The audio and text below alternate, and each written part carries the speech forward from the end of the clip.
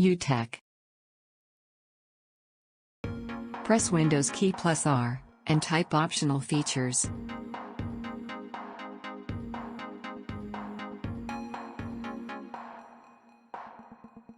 Check the box next to the Net Framework 3.5, and press OK.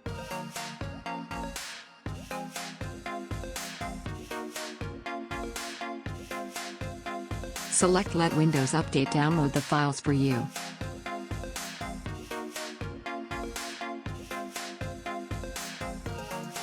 Wait for it to download and install.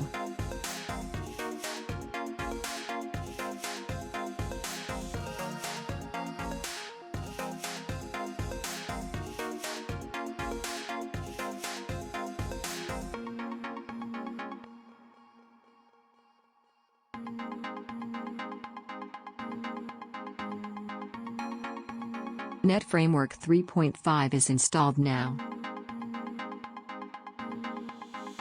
Thanks for watching. Subscribe and check other videos.